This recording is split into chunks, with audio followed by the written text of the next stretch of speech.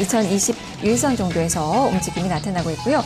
외국인 투자가들 유가증권 시장에서 373계약 정도의 3억 원가량의 매수세가 현재 들어오고 있고 선물 시장에서의 매수세가 확산되면서 지금 1,100계약을 넘어서고 있습니다.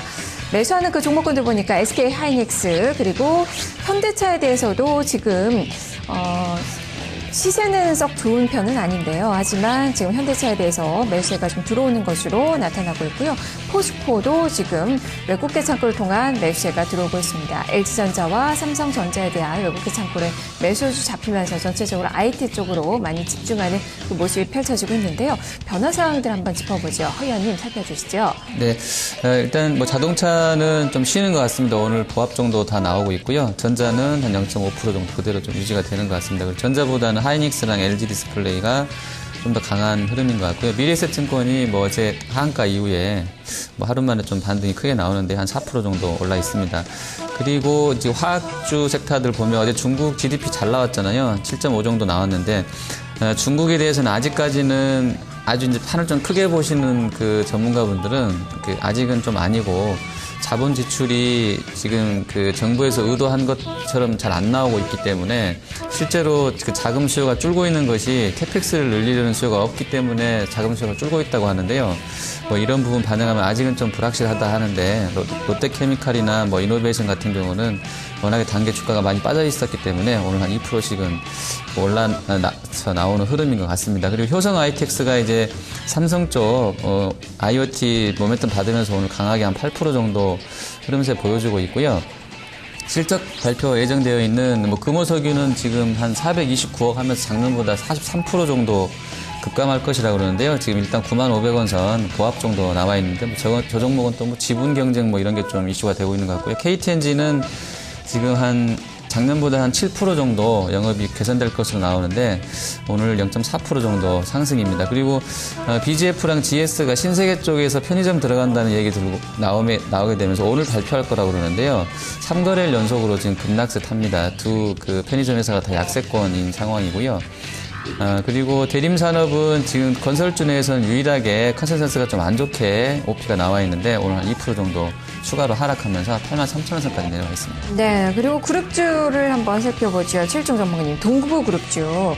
올해 만기 도래하는 이 회사채 지금 절반을 자체 상환했다라는 소식 전해지고 있는데 동부제철이 오늘 또 반등하면서 3% 넘게 올라서고 있고 동부 C&I는 정말 오랜만에 오늘 반등을 보여줍니다. 7일 만에 반등이 나오고 있는데요. 자, 이쪽을 점검해 주시죠. 네, 그렇습니다. 일단 뭐 동부그룹 역시도 이제 유동성 위기다 뭐 이렇게 이야기가 많이 나와 있었습니다. 그래서 이번 달 초순에 이제 만기가 도래하는 회사채를 이제 상환을 해서 이제 급한 불을 껐다 이렇게 이야기를 하고 있는데 올 연말까지 남아있는 회사채 규모가 이제 얼마 안 됩니다. 이제 1,600억 정도 지금 되는 것 같아요. 전체적으로 봤을 때.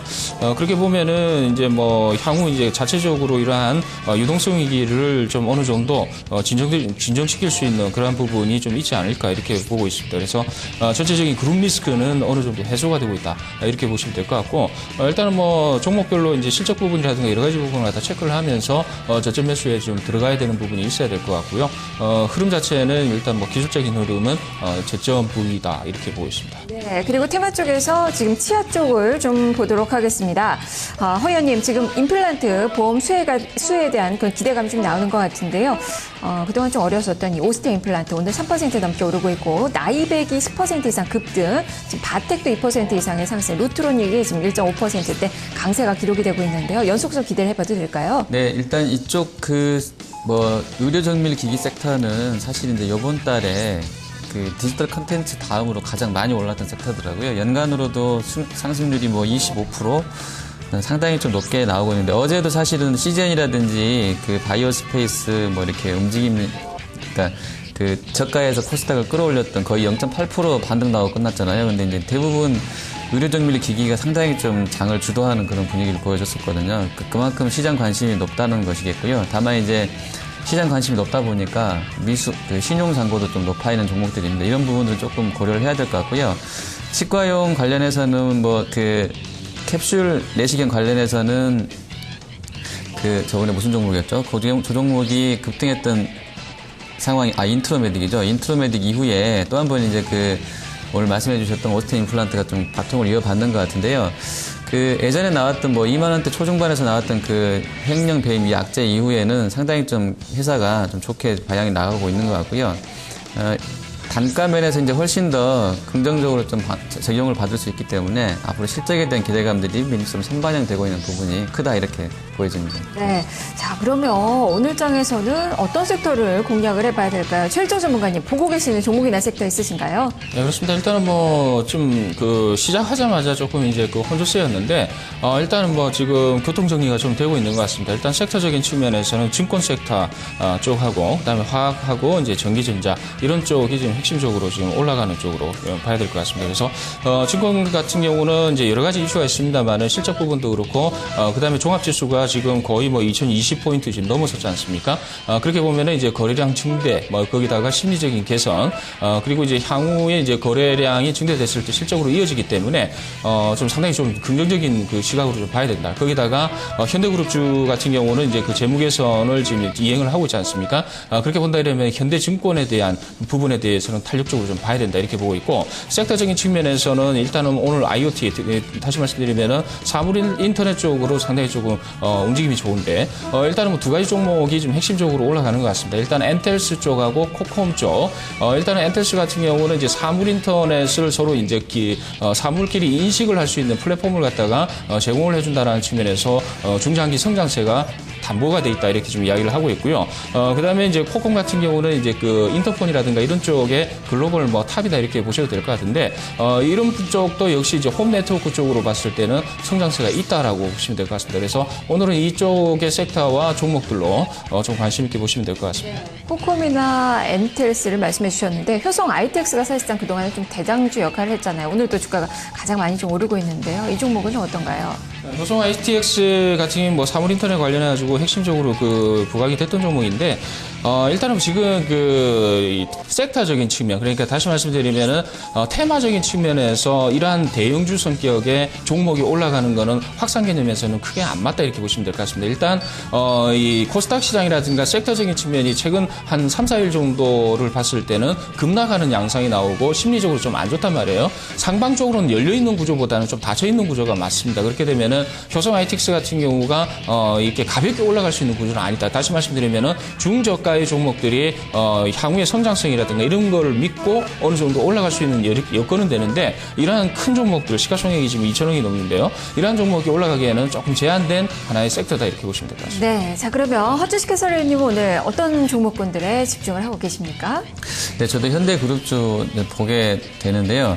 특히 현대 엘리베이터는 잘하면 오늘도 상한가를 갈 수 있을 것 같습니다. 왜냐하면 제가 지금 놓치고 있었는데요. 2대 주주가 이제 현대 로지스틱스였잖아요. 근데 이게 오릭스한테 이제 넘어가는 상황이니까 오릭스가 쉰들러가 지금은 뭐 21%에서 이제 좀 강한데 오릭스가 조금 더 한다 그러면 이게 이제 지분 경쟁이 붙을 것 같아요. 그래서 현대 엘리베이터는 이제 현대 그룹주가 아니게 되는 그런 상황이라서 이제 조금은 더 강하게 탄력을 받을 수도 있는 상황이라서 현대 엘리베이터는 그냥 요거 제 촉으로 오늘도 아마 상한가를 한번 가지 않을까 생각을 하게 되고요.